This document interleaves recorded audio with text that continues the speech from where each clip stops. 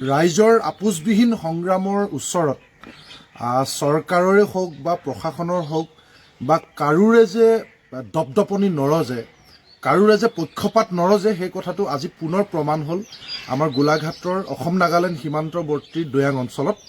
আপোনালোক অসমবাসী ৰাইজে সকলোৱে জানে বা গোলাঘাটবাসী ৰাইজে জানে যে 2025 চনৰ ফেব্ৰুৱাৰী মাহতে নাগালেণ্ড চৰকাৰে অবৈধভাৱে অসমৰ মাটিত হাজাৰ হাজাৰ পাম অইল, অতি মাৰাত্মক পাম অইলৰ পুলি মজুত কৰি ৰাখিছিল আৰু তেখেতলোকে এখন চাৰ্কুলাৰ উলিয়াইছিল যে অসমৰ ভূখণ্ডৰ ভিতৰত থকা দীৰ্ঘদিনে নগাই দাবী কৰি থকা কেইবা হাজাৰ ভূমিত তেওঁলোকে পাম অইলৰ খেতি কৰিব। কোনে কৰিব? নগাই কৰিব, অসমৰ মাটিত। তাক লৈ আমি তীব্ৰ প্ৰতিবাদ সাব্যস্ত কৰিছিলোঁ। কৃষক মুক্তি সংগ্ৰাম সমিতিৰ নেতৃত্বত বীজ পাম মেৰাপানী ভূমি অধিকাৰ সংগ্ৰাম আমি গঠন কৰিছিলোঁ আৰু তাৰে স্থানীয় আটাইবিলাক দল সংগঠনক আমি লগত লৈ তীব্ৰ প্ৰতিবাদী কাৰ্যসূচী গ্ৰহণ কৰিছিলোঁ।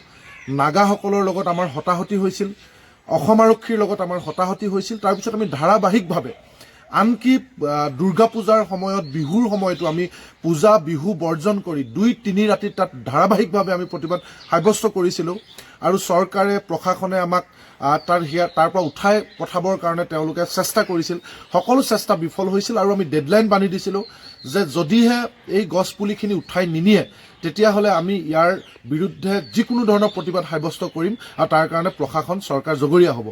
আৰু আজি পুৱা আচলতে নাগালেণ্ড চৰকাৰে, এডমিনিষ্ট্ৰেশ্যনে আমাৰ অসমৰ ভূখণ্ডৰ পৰা এই পুলিখিনি উঠাই নিবৰ কাৰণে তেওঁলোক বাধ্য হ'ল। গতিকে এইখিনিতে মই আমাৰ যিখিনি সংগ্ৰামী দৈয়াংবাসী ৰাইজ আৰু আটাইবিলাক দল সংগঠন, লগতে বিশেষ ভূমিকা পালন কৰা দৈয়াং অঞ্চলৰ আমাৰ শ্ৰদ্ধাৰ সাংবাদিক বন্ধু বান্ধৱীসকল, সকলোকে মই সংগ্ৰামী অভিবাদন জ্ঞাপন কৰিছোঁ।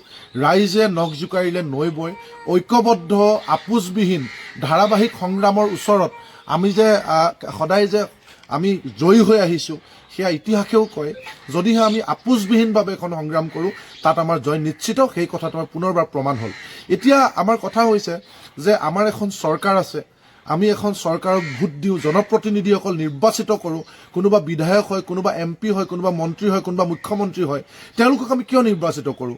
যে আমাৰ মানুহৰ, ৰাইজৰ, জনসাধাৰণৰ, অসমবাসীৰ, ইয়াৰ স্থানীয় ৰাইজৰ জীৱনৰ নিৰাপত্তা, সম্পত্তিৰ নিৰাপত্তা, আমাৰ শিক্ষা, স্বাস্থ্য, আমাৰ মৌলিক অধিকাৰবিলাক যাতে আমি ভোগ কৰি থাকিব পাৰোঁ, আমি নিজৰ কৰ্তব্যত ব্যস্ত হৈ থাকিব পাৰোঁ আৰু আমাৰ নিৰাপত্তাৰ দায়িত্ব যাতে চৰকাৰ বা প্ৰশাসনে ল'ব পাৰে, সেইকাৰণে আমি চৰকাৰ এখন নিৰ্বাচিত কৰোঁ। আটাইতকৈ দুৰ্ভাগ্যজনক কথা যে সেই চৰকাৰৰ কিছু বিষয় কেতিয়াবা দৃষ্টিগোচৰ নহ'ব পাৰে আৰু সেই বিষয়বিলাক দৃষ্টিগোচৰ কৰি আঙুলিয়াই দিয়াটো আমাৰ দৰে সংগঠনৰ এটা দায়িত্ব, আমাৰ দৰে সচেতন ৰাইজৰ দায়িত্ব।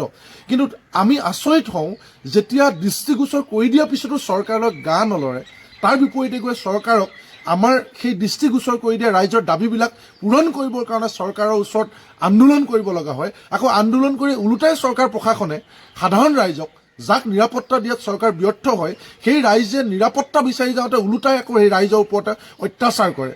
সেইটো আচলতে আমি দেখিবলৈ পালোঁ দৈয়াং অঞ্চলত। গতিকে সেইটো আমাৰ কাৰণে আটাইতকৈ গণতন্ত্ৰৰ কাৰণে দুৰ্ভাগ্যজনক বিষয়।